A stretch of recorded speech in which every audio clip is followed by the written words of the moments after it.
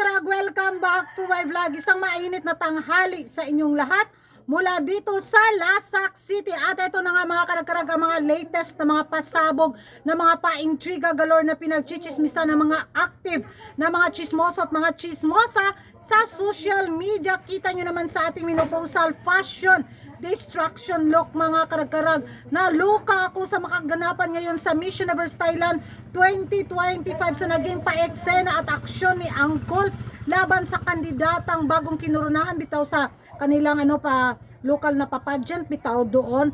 Yung kandidata nilang nanalo bitaw sa Miss Sopra bilang first runner-up. Hindi ko mabigas yung pangalan niya mga karag-karag. Na-stress na naman ang dila ni Kuragan. Kayo na yung dumugtong kung paano bigkasin yung pangalan ni letter P. Start with letter P yung pangalan niya. Dahil sa mga videong kumakalat nga nito, grabe, umabot talaga ito sa kasulok-sulukang mga sulok ng ating mga kapitbahay na mga taga-Latinos na kung saan binanata nila ng todo si Angkol. Wala daw respeto. Wala, sobra daw bastos ba. So nagpakita lang daw si Angkol mga karag-karag na may paborito na siyang kandidata sa corona sa Miss Universe Thailand 2025 base sa video daw na nakikita natin. So nung makita ko rin itong video na to mga karag-karag, naging reaction ko talaga, walang halong bias na chismisa natin dito sa YouTube channel ko. Nasabi ko talaga kung ako yung kandidatang lalaban sa Miss Universe Thailand 2025 tapos ganitong eksena yung mangyari sa akin, hindi na ako tutuloy. Bakit pa ako mag-aksaya ng aking mga milyones, mga pera, mga salapi, bitaw at pagod at effort na sa corona sa Miss Universe Thailand 2025. Gayong may napupusuan na si Angkol at si Maring Venga ito, di ba?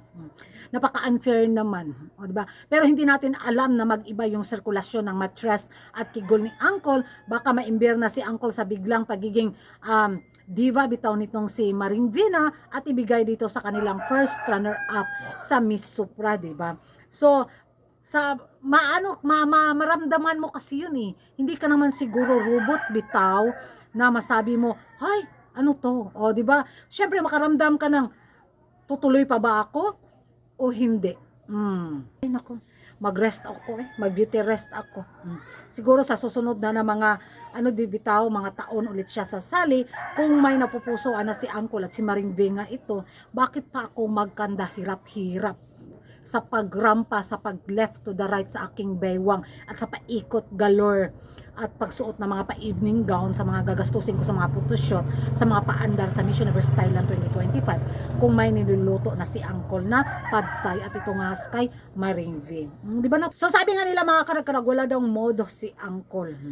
Parang hindi na sila nasanay kay Nawat. Ganun naman talaga si Nawat. Pag hindi niya gusto, hindi niya talaga gusto. Pag gusto niya talaga. So very vocal naman siya, di ba?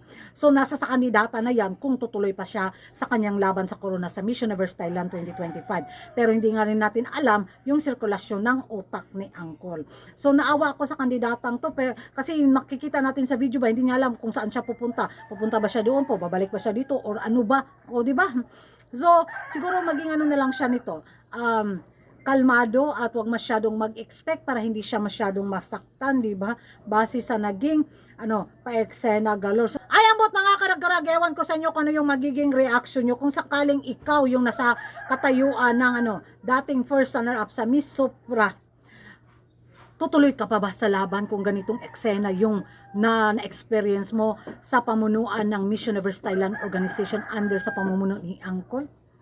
Magingay tayo sa comment section mga karag-karag, at kung hindi ka pa nakapag-subscribe sa YouTube channel ko, don't forget to like and subscribe Kuragan-Karag and hit the notification bell para update kayo sa mga latest kaganapan sa mundo ng beauty pageant. Kapasta na jung igangan ng tulog na juni akong simot dire diha na mo. Bye bye.